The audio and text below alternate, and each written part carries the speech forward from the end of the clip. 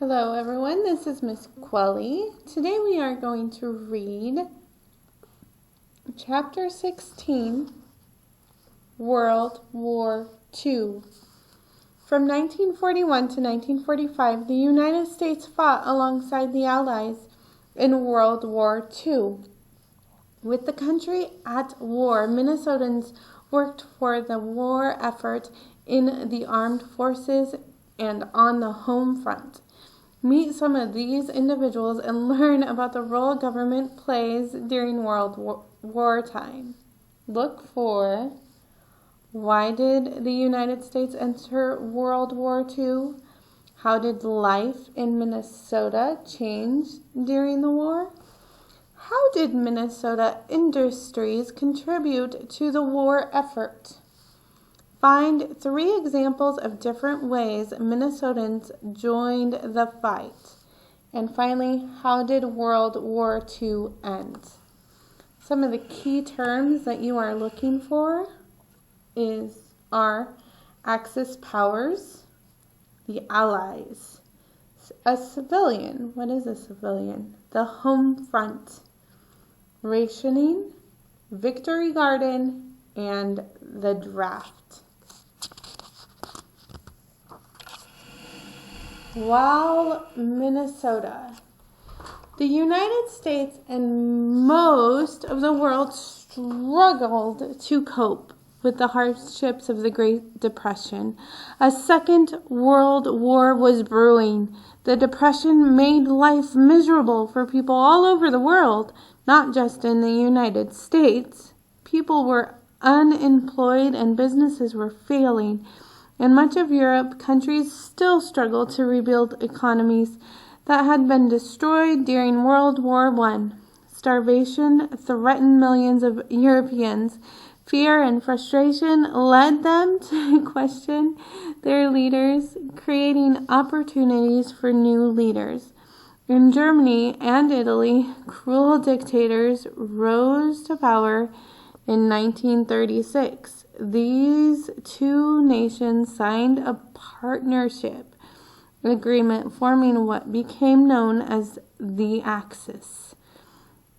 Japan, which wanted to control the Pacific region, joined the Axis in 1940. War in Europe. Germany's dictator Adolf Hitler promised to restore the strength and pride his nation had enjoyed before being defeated in World War I. Part of his plan was to seize land from neighboring countries. In 1939, his troops invaded Poland. The leaders of Great Britain, France, and several other countries feared that Hitler would continue to attack his neighbors if they did nothing to stop him. They responded by declaring war on Germany. World War II had begun. At first, most Americans and most Minnesotans wanted to stay out of what people considered a European war. Still, the United States could not ignore what was happening in Europe. In 1940, after defeating Poland and occupying much of Eastern Europe, Germany's armies swept through the occupied Denmark, Norway, and Netherlands, Belgium, Luxembourg, and France. In 1941, Germany invaded the Soviet Union. Great Britain suffered nightly bombing raids and feared a German invasion. The United States became alarmed and started sending weapons and supplies to its close ally, Great Britain, to help it hold off the Germans. Meanwhile, war was also brewing in Asia and the islands of the Pacific Ocean. In the 1930s, Japan invaded northern China, Korea, and parts of Southeast Asia. Japan wanted to expand its empire and take over countries that had valuable natural resources, such as iron, salt, coal, and land for farming. The United States benefited greatly from trade with the countries Japan was invading, so it considered Japan a military threat. For a while, the United States and Japan tried to resolve their differences peacefully, but military leaders in Japan believed war between the two nations could not be avoided. So, here we look and we see a map of the Allied and Axis nations involved in World War II. So, some of these were the United States, Great Britain, France, Soviet Union. Anything in green is an Allied nation. Anything in red would be your Axis nations. World War II was the deadliest and most widespread conflict in history. Nations from every continent except Antarctica participated in World War II. Fighting took place on land, in the air, and by sea. Labeled on this map are the major Allied and Axis nations. Many other nations were also aligned and with either the Allies or the Axis, and they are listed in the boxes above. So, extent of Axis control in the Pacific regions for August 1942. So, Axis nation Japan wanted to control the land and water in the Pacific region. The red line on this map shows the amount of island territory and ocean control by Japan at the height of its power in August 1942. Okay, so Axis powers, Germany and Italy invaded and controlled many countries in Europe and North Africa. During World War II, this map shows the furthest extent of control by Germany and Italy at the height of their power in 1943. So you can see anything in red and orange is what was controlled by the Axis powers during this time. War hits the United States. On December 7th, 1941, Japan attacked the U.S. naval base at Pearl Harbor, Hawaii. The United States was at war since Japan had already made an alliance with Germany and Italy. The war was now a worldwide conflict. On one side were the Axis nations led by Germany, Italy, and Japan. On the other side were the Allies, an alliance that included Great Britain and the Soviet Union and the United States. World War II touched the lives of Minnesotans and other Americans in all sorts of ways. On one hand, it brought new jobs and pumped money into the economy. On the other hand, it forced almost everyone to make sacrifices. As with every war, it destroyed lives and shattered dreams. Life in Minnesota changed drastically during the war. People worried about very basic concerns, such as getting enough food and keeping their loved ones safe. Going to war. In the U.S. government, no one branch is supposed to have more power than the others. The process of going to war is one example of this separation of powers. Congress represents the legislative branch, and the president represents the executive branch. To engage in a war with another nation, these two branches must work together. The Constitution requires the following. Article 2, Section 2 gives the executive branch command of the nation's armed forces.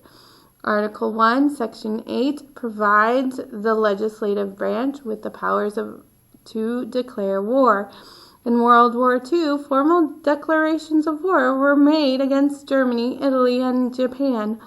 Only 5 wars in U.S. history have begun because of formal declarations of war were made. The process includes the president requesting Congress pass legislation making a declaration of war. against another nation. Once passed, the President signs the declaration. Congress can also pass bills authorizing war or funding military actions. As with all legislation passed by Congress, bills related to war go to the President to be signed into law, regardless of whether the war has been formally declared or authorized by Congress. Both the executive and legislative branches are involved in the process. Can you name a war the United States has been involved in since World War II?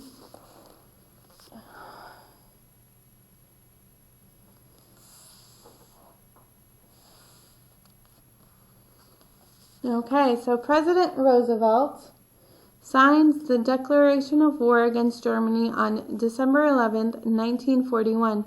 The same day he signed a similar declaration against Italy. 3 days earlier, the president had signed a declaration of war against Japan.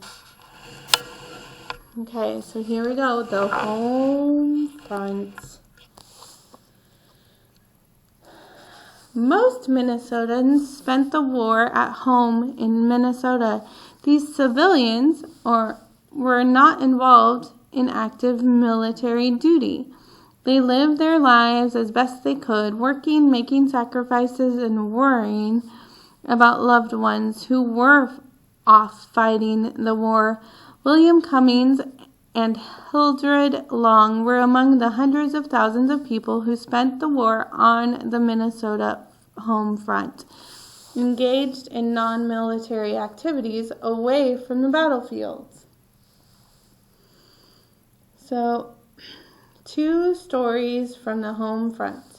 William Cummings was a restless young man who worked for 4 employers in the Twin Cities. Over the course of the war, Cummings and his wife Betty followed the war news and wondered constantly whether he would be called to fight. Another story was that of Hildred Shelland and Frank Long. The couple got married in May of 1942, just 1 month before Frank entered the Army. Hildred Long worked for the New Deal's Farm Security Administration, teaching homemaking skills to women around Detroit Lakes. Later, she took another government job in Ada, about 60 miles away. This time, she worked for the Office of Price Administration, the federal agency that controlled the availability and prices of goods needed by the military and by civilians. Hildred and Frank wrote to each other almost every day they were apart.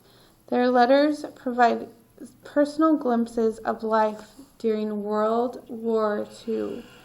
So here's a letter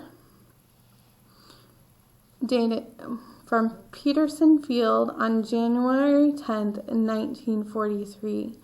Dearest, what do you think of my new stationery? I think it is nice for a change. Do you remember a day or so ago when I told you of a crash landing here at the field? I tell the folks or someone else. Anyway, the plane was of the type pictured in the upper right corner. The exception, this plane, P-38 or F-4 or F-5, is probably the fastest in the world, unless the P-47 has it. So there's the picture of the planes he's talking about. So he's showing her which plane he was flying. William Cummings' diary. William Cummings was in his 20s when World War II broke out. He wrote in his diary about events of the war and his life in the home front. December 7th, 1941. Something happened today that I thought would never happen at all. Japan declared war on the United States. It is hard to realize that we are now actually engaged in war. My friend Eugene Larson is a gunner's mate in the U.S. Navy on the Pacific Ocean. War work. So here's a picture, and it says, on September 19th, 1942, night workers at the Twin Cities Ordnance for a surprise visitor around Ordnance plant were told to arrive an hour early for a surprise visitor. Around 11 p.m., President Franklin D. Roosevelt appeared. He immediately entered the front seat of a car provided just for his tour. He noted, "You've got quite a few women working here." The plant was the largest government-owned factory in the state. Roosevelt had come because it was one of the most productive in the nation. The United States between 1940 and 1945. In November of 1941, William Cummings heard that a new ammunition plant in New Brighton was hiring workers. "The pay is really good he wrote in his diary. Competition for the jobs at Twin Cities Ordnance was fierce. Cummings finally landed a job there, inspecting ammunition. It was really interesting to see the bullet form from chunks of metal," he wrote. After his first day on the job and the noise from these machines, one has to shout to be heard. Manufacturing. Many Minnesota companies contributed to the war effort. Some started making different products that the military needed. Others increased production of things that were suddenly in high demand. Munsingwear, a Minneapolis underwear manufacturer, made military clothing. Crown Iron Works, also of Minneapolis, produced portable bridges and pontoon boats. Anderson Corporation, a window manufacturer in Bayport, made huts for the military that could be assembled quickly and easily. Hormel, a meat processing company based in Austin, made millions of cans of Spam luncheon meat to feed soldiers and civilians around the world. So here, as you see, is a picture of a woman working. As more and more men went off to war, many women filled defense jobs. The worker is sorting bullets at the Twin Cities Ordnance Plant. William Cummings' diary, war production, January 27th, 1942. As I came to work, a long freight train went by. It was all flat cars. Each flat car had 2 new army trucks on it. This is the first time I had seen anything like that.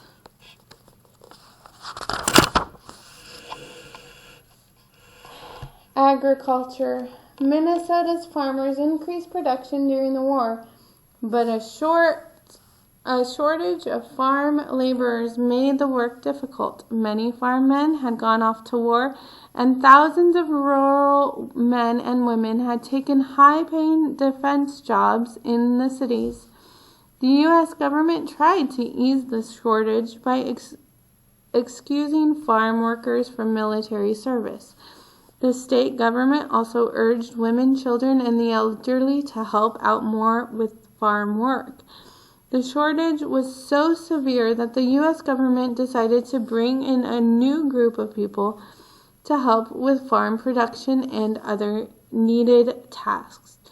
German and Italian soldiers who had been captured by the Allies Between 1943 and 1945, several thousand German and Italian prisoners of war lived in camps in Minnesota and were put to work. Sometimes they labored alongside workers who had immigrated to the United States from countries such as Mexico, Jamaica, and Barbados. So here's a picture. This is a 1944 photo that shows a camp for German prisoners of war in Reamer, a town in north central Minnesota. Iron ore and timber.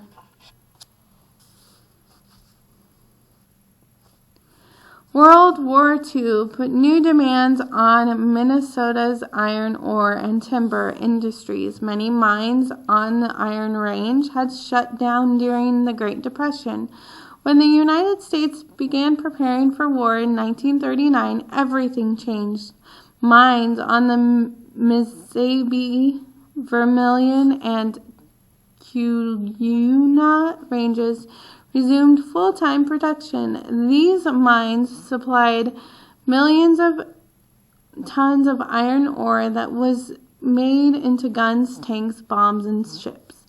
Minnesota's timber industry had a hard time keeping up with increased demand for lumber and paper products. In November of 1943, officials estimated that the state needed about 4,000 more loggers.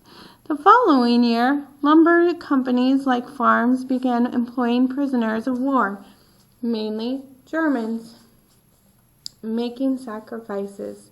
In the first few months after the attack on Pearl Harbor, life seemed to go on as usual for many Minnesotans. By the spring of 1942, however, things were changing. The U.S. government started a system of rationing to limit the amount of certain items that people could buy. These items were needed for soldiers. Sugar was one of the first foods to be rationed.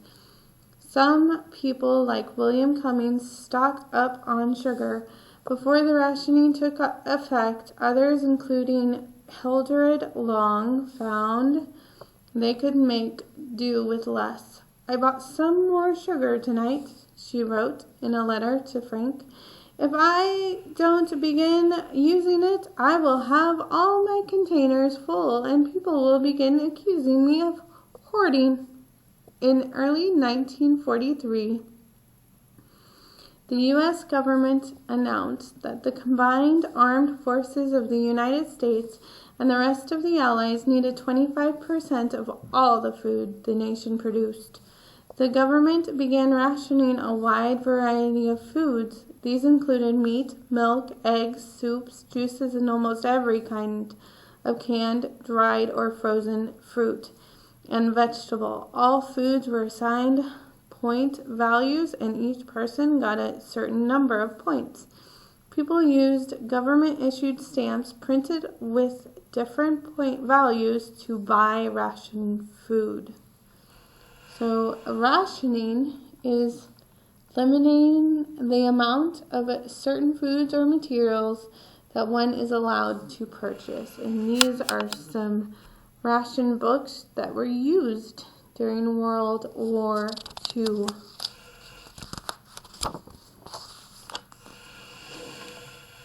Government regulation during the war. During World War II, the U.S. government imposed a system of rationing to control the nation's food supply. In doing so, the government regulated or made rules about economic activity. The goal of this regulation was to assist the war effort and protect national security by supporting the soldiers' need for food, and the government was working to ensure the well-being of all people in the country. Another way the government regulated the economy was by making large purchases within certain industries. One Minnesota industry whose profits increased As a result was the iron ore industry. The United States needed iron ore to make ships and planes for war. Because the U.S. government needed thousands of planes and ships, the production of iron ore increased greatly on the Mississippi Range during the war years of the 1940s. This meant lots of jobs and lots of work for people in the area and plenty of profit for the mining companies. The U.S. government's need for items made from iron ore greatly impacted in a positive way the economy on the Iron Range during World War II. Many Minnesotans, including Hildred Long, struggled at first with the rationing system. We're to have only 48 points for our canned food rationing, she wrote. With number 2, canned peas, counting 16 or 18 points. Other foods accordingly, fruits more and soups and baby foods less. It will amount to about a can a week per person. More ways to pitch in. In order to make up for the small rations of store-bought food, many Americans, even those in the cities, began to grow their own fruits and vegetables in what were called victory gardens.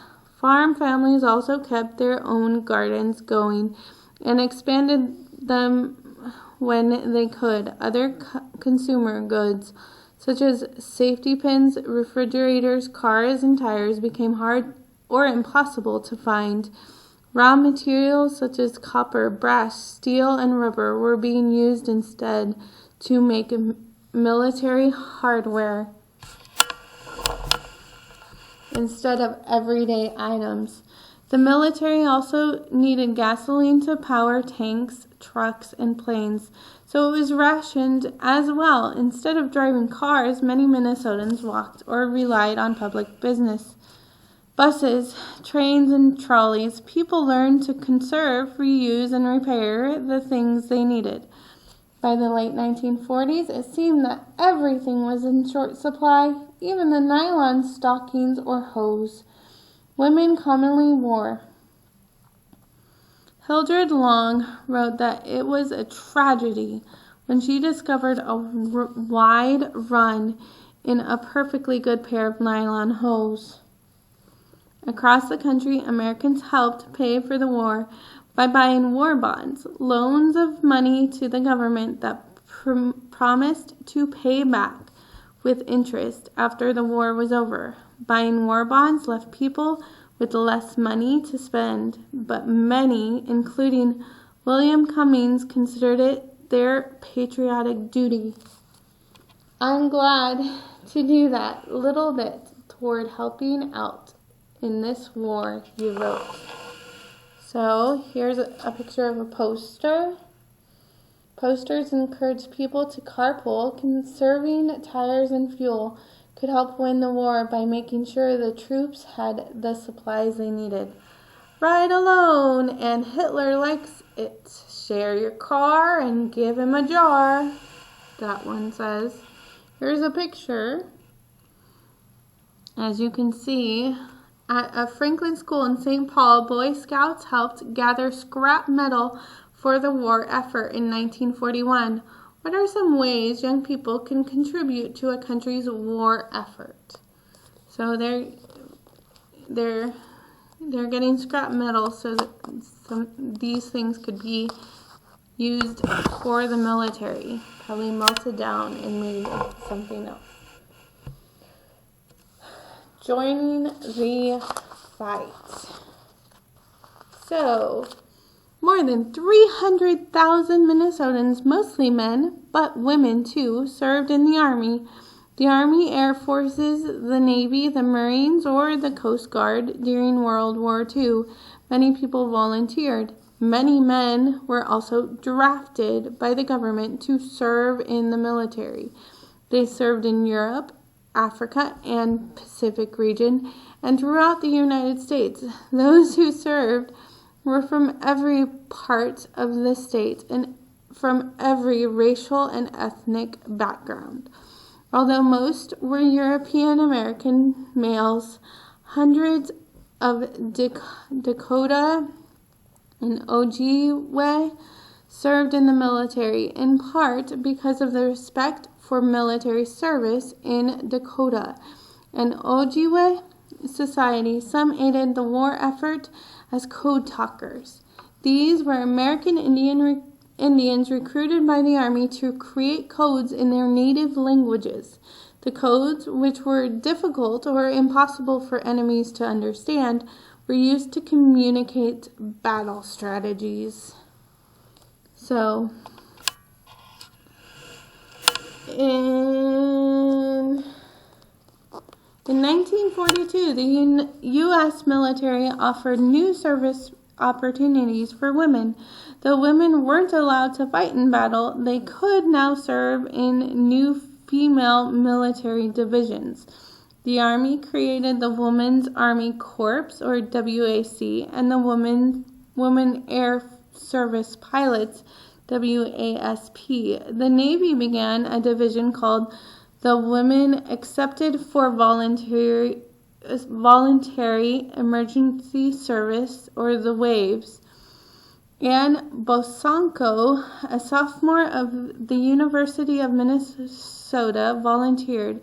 She said, "I felt I could do some good in the Army, and it certainly will do me good.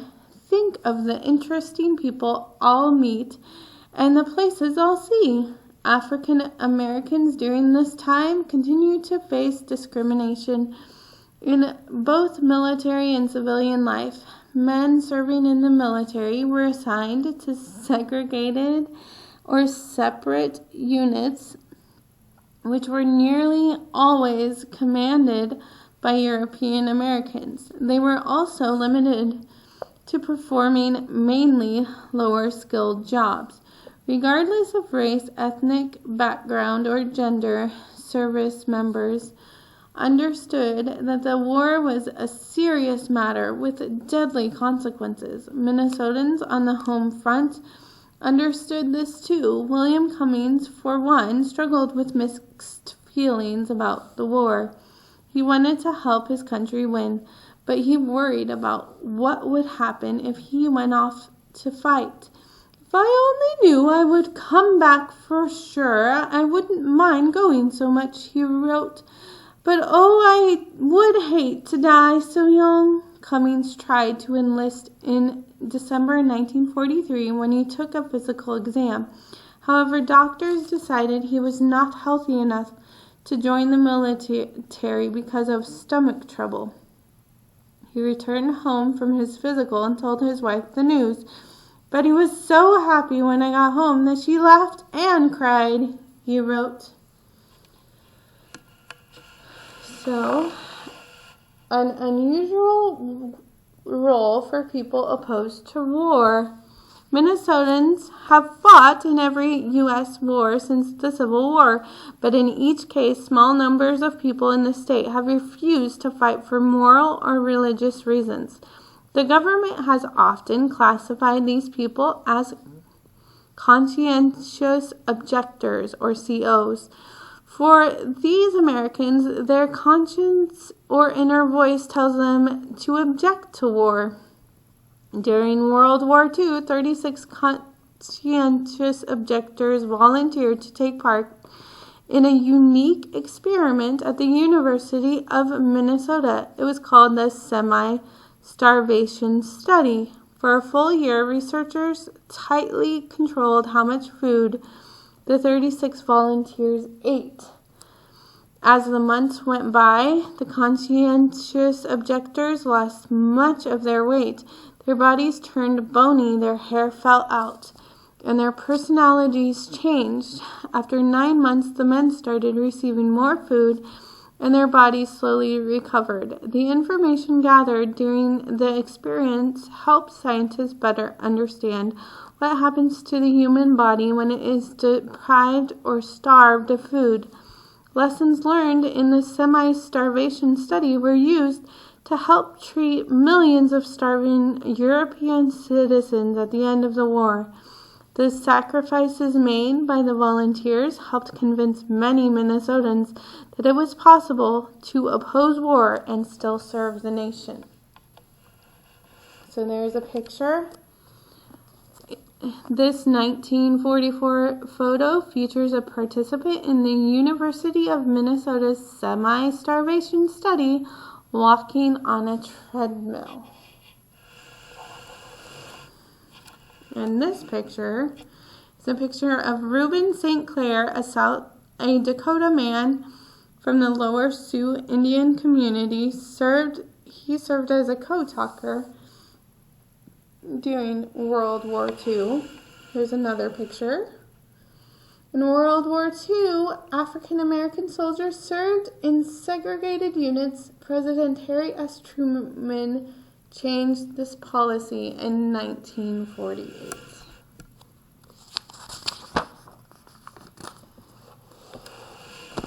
Hildred Long's husband, on the other hand, did go away to fight in the war. She stayed in Minnesota and worked. "I miss you so much," she wrote shortly after he joined the Army. "You have been gone for only a week, and it seems like a year." Frank Long spent nearly 3 years serving in the United States, but his wife was always concerned that he might be sent into harm's way. In 1945, Frank Long shipped off into the Pacific. He didn't know it, but the war was nearly over. He never did see battle. Germany surrendered in May. In August, the United States dropped a deadly new kind of weapon, the atomic bomb, on Japanese cities of Hiroshima and Nagasaki. Japan surrendered a few weeks later. On September 2nd, the war had ended. The Allies had won. Frank Long went home to Minnesota and to Hildred. So, wartime experiences of Japanese Americans in Minnesota. Following the attack on Pearl Harbor, U.S. government agents in Minnesota ordered all Japanese citizens living in the state to stay inside their homes. The agents feared that people such as Dr. Kano Ikeda of St. Paul and Ken Nakamura of Crookston might be enemies working for the Empire of Japan. The government wanted to investigate. Many local community members were angered by the federal government's reaction. They spoke out and signed petitions that said the policy was harsh and unfair. In the end, the government found no enemies among the Japanese Americans in Minnesota.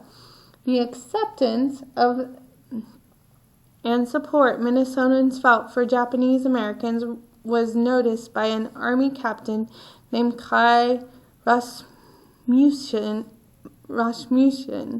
He was looking for a new location for a military school for Japanese Americans in the United States Army. Students at the school were trained to translate Japanese codes into English and research the Japanese armed forces. The school was called the Military Intelligence Service Language School, or MISLS. The school had been located in California. The problem was that Californians became very hostile towards Japanese Americans after Japan bombed Pearl Harbor. So Captain Rasmussen chose Minnesota as the new home for the school. In 1942, the Military Intelligence Service Language School moved first to Savage and then to Fort Snelling. About 6,000 soldiers graduated from the school. They were sent out to serve the public region throughout the war. After the war, the school was moved back to California, where Army language schools still exist today. And here's a picture from 1942 until the war's end. Japanese American soldiers trained at the Military Intelligence Service language school in Minnesota, and that is a picture of some of that training that was being done. William Cummings' diary. Allies land in France. June 6, 1944. At last, the day we have all been waiting for has arrived. D-Day, the invasion of Europe. It seems the invasion has been underway in fine shape. It must be literal hell for many of the men there. Victory in Europe. May 8th, 1945. All the sirens, whistles, and bells blew and rang. Much emphasis was made that we have a lot to do yet with the war with Japan. VE Day has been different than I thought it would be. It was a gradual affair.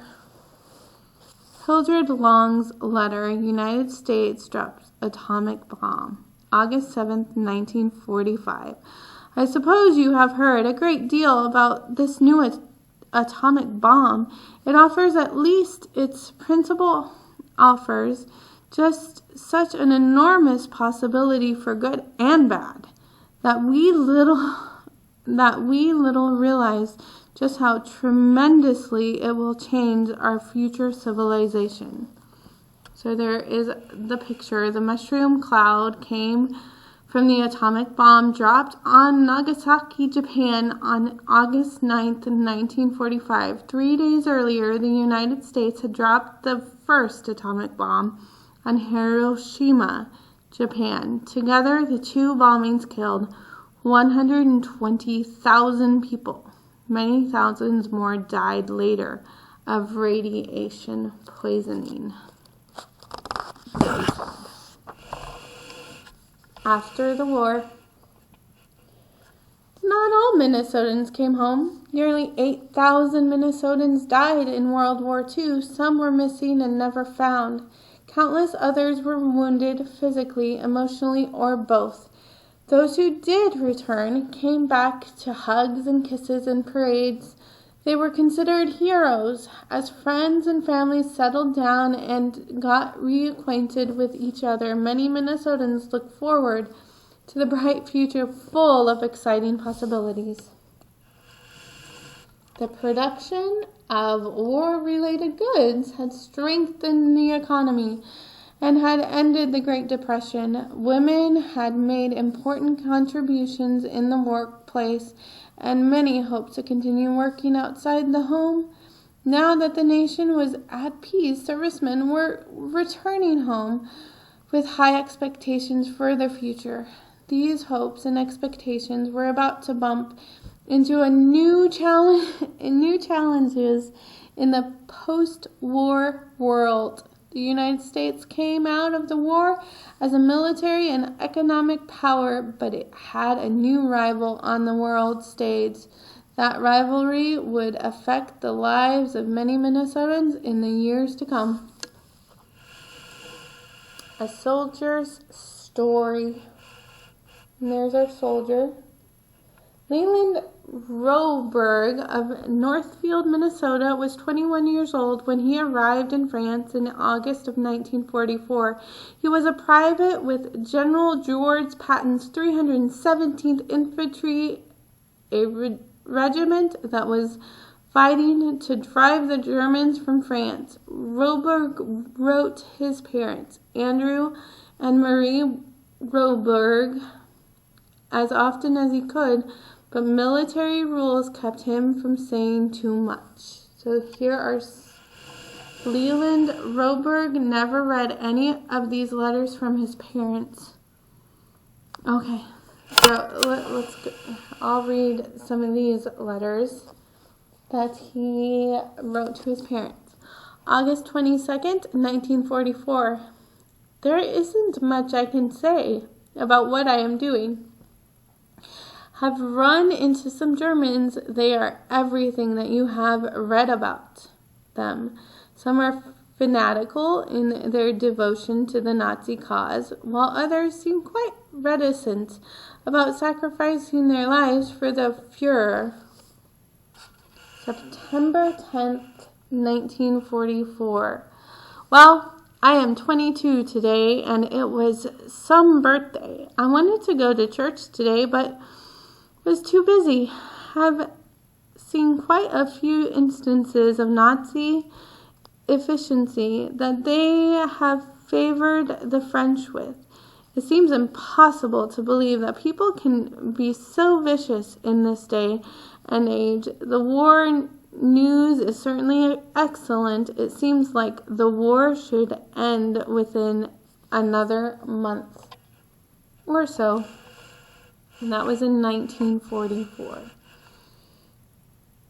September 27th, 1944. War news continues to be good, and I am quite optimistic about the end. However, the Germans we have been meeting are quite fanatical and are fighting hard. September 30th, 1944. I had an opportunity to take a shower today, and you can't imagine how good it felt. I don't believe I ever was as dirty as I was until that shower. October 2nd, 1944. I am sorry I can't write you oftener, but circumstances prevent me from doing so. We have been so busy that we seldom have time to even think about writing. There isn't much more to say except that I am feeling fine and am anxiously awaiting the packages you have been sending. Andrew and Marie Roberg looked forward to their son's letters and wrote him almost every day. They tried not to let him know how worried they were, but sometimes their fears came true. Leland. Okay, so let's read these letters. October 8th, 1944. We are following the war developments in France anxiously and, of course, still wondering where you are and in what actions you have been. Hope this letter will find you well and morale high. Love, Dad. October 10th, 1944. A month ago today since you wrote the letter we received last, and it has seemed a lifetime. Most important of all, write us a letter. We are getting quite worried. Loads of love, Mom. October 21st, 1944. I'm sure you are on the line again. God help and protect you, as we would have heard from you otherwise. Love, Mom. October 23rd, 1944. We are afraid you are back on the line again. Hope you can get back to get some rest. I know this must sound terribly absurd to you, where you are and what you do, see and hear. The trouble is, we do know something of what is going on, and we feel so helpless. Love, Mom. Leland Roberg never read any of these letters from his parents. On October 9th, 1944, he was killed as his company tried to reclaim a small French village from the Germans. His parents did not hear anything about him until October 24th, the day after they sent their final letter. Even then, the telegram they received informed them only that Leland Roberg was missing. It was another week before they learned he was dead. So here is the telegram they got from Western Union, Washington, D.C., October 30th, 1944. Mrs. Marie R. Roberg, 414 Nevada Street. The Secretary of War asks that I assure you of his deep sympathy in the loss of your son, Private First Class Leland R. Roberg, who was previously reported missing in action. Report now received states he was killed in action on the 9th of October in France. The letter follows J. and somebody. General Adjutant or something like that. Virginia May Hope, World War II pilot. Virginia May Hope, Ginny of Winnebago, Minnesota, had a dream. She wanted to fly airplanes for a living. In 1941, the same year that the Japanese bombed Pearl Harbor, she started flight school and earned 2 pilot licenses. One was for flying private planes and the other for commercial planes. She was only 20 years old. After Ginny Hope had earned her pilot license, however, no one would hire her. Even though some of the world's first pilots had been women, many people in the 1940s did not think women could or should fly airplanes. Instead of working as a pilot, Hope began training as an air traffic controller at the Minneapolis airport. This, too, was considered a man's job, and she was hired only because it was wartime, and men were not available to fill the position. While Hope was training to become an air traffic controller, the U.S. Army began to run short of pilots to fly their planes at home and overseas. In 1942, the Army came up with a solution. They would train women to fly planes. The Army called this new group of pilots the Women's Air Force Service Pilots, or WASPs. The WASPs flew non-combat missions around the United States for the Army Air Force. This usually meant flying planes from one military base to the other. The plane freed up male pilots to fly planes in battle. From the moment Hope heard about the WASP program, she knew that this was how she wanted to serve her country. Unfortunately, the Army refused to admit Hope into the WASPs. The Army said her work as an air traffic controller was too important for her to leave.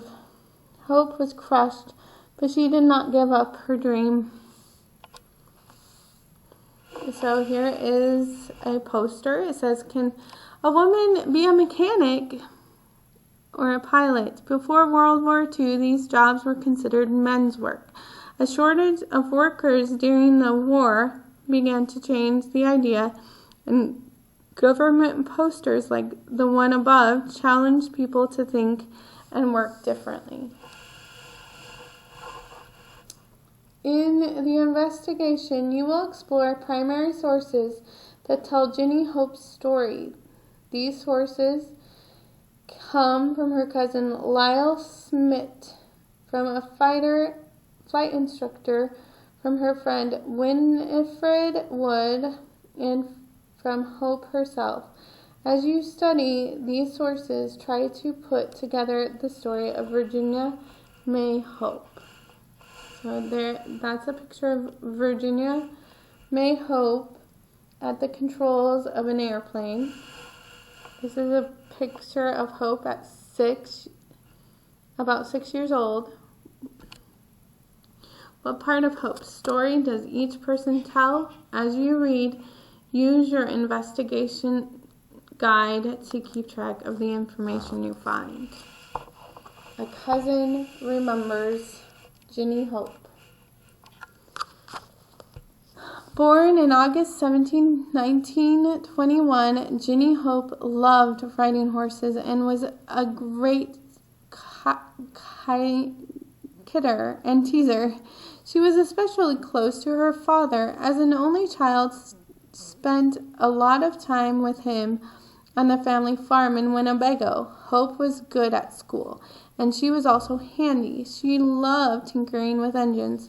Like a lot of farm kids, Hope drove a car and tractor from an early age. Her cousin Lyle Smith remembered her as a hot rod jockey. Smith, who often spent summers on the Hope's farm, described her in a letter. What does cousin Lyle Smith's letter tell you about Ginny? So here's the letter. Virginia May Hope, 1921 to 1944. In her younger years, Cousin Jenny was called a tomboy. Anything a boy could do, she could do. She could go one better. It could be in hunting, driving, farm machinery, flying, eating corn on the cob, and even a couple of times would show me how to catch a fish, the biggest and the most. Jenny was also tops in high school and in college.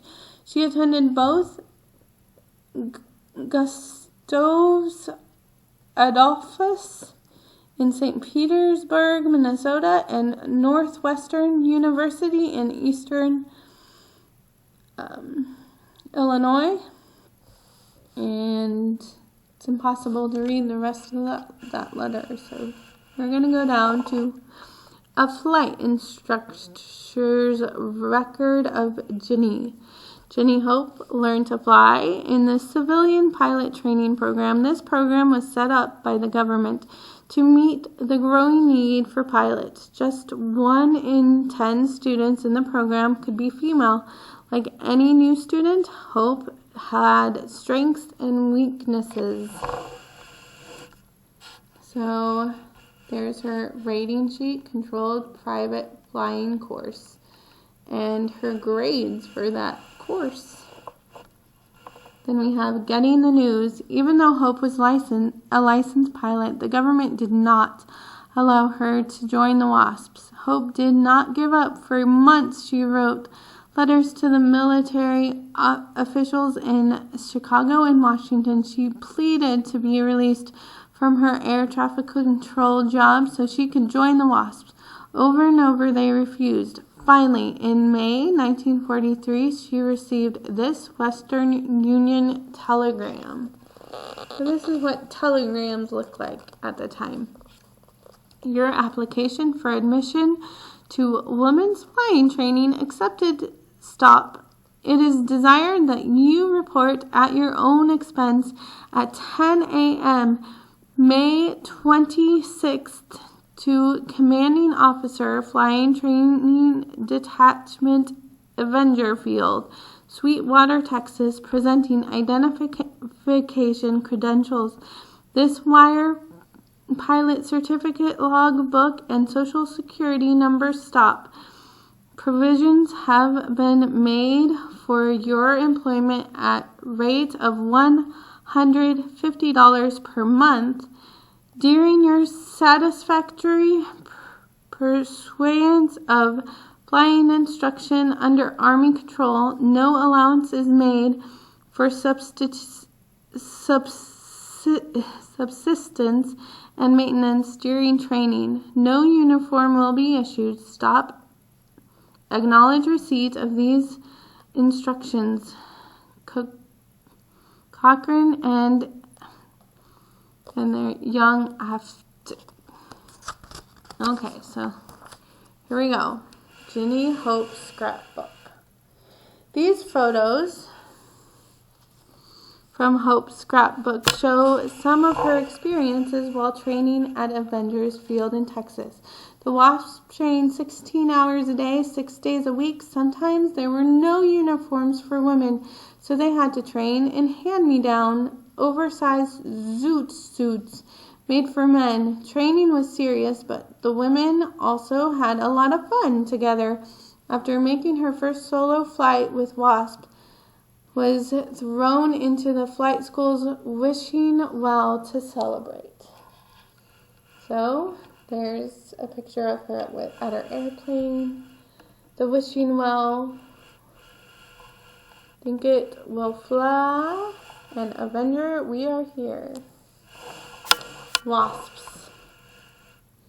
Isn't it just wonderful, Jenny Hope used to say about flying. Hope served as a WASP for more than a year, flying planes and military personnel around the United States.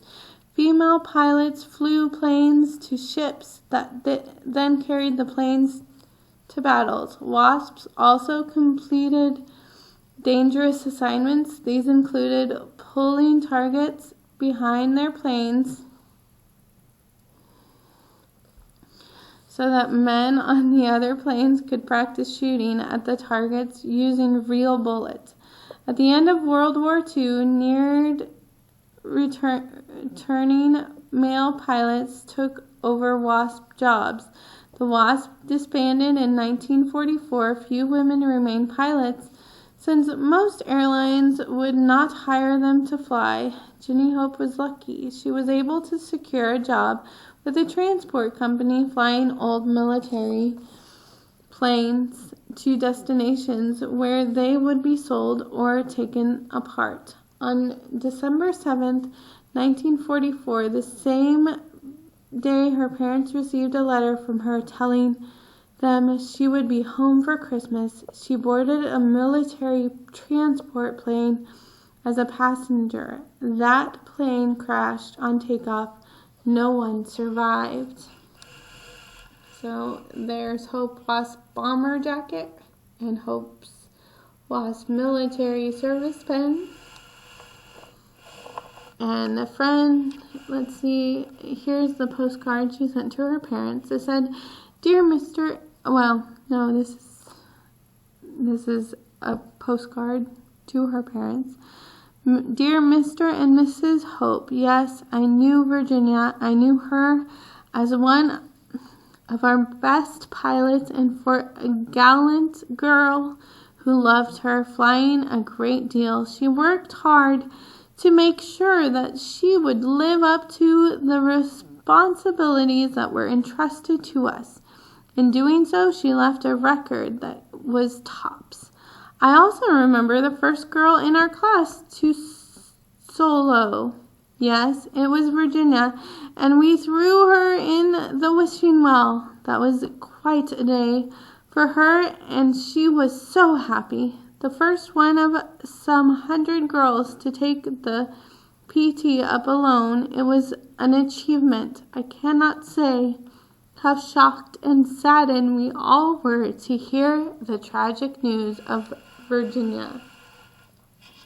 Friend Winifred Wood remembers Ginny Hope. More than a year after Hope's death, her parents received this letter from Winifred Wood, a fellow WASP. And that is the end of the chapter. Next chapter will be the Cold War. Thank you for joining me. I hope you enjoyed that reading of Northern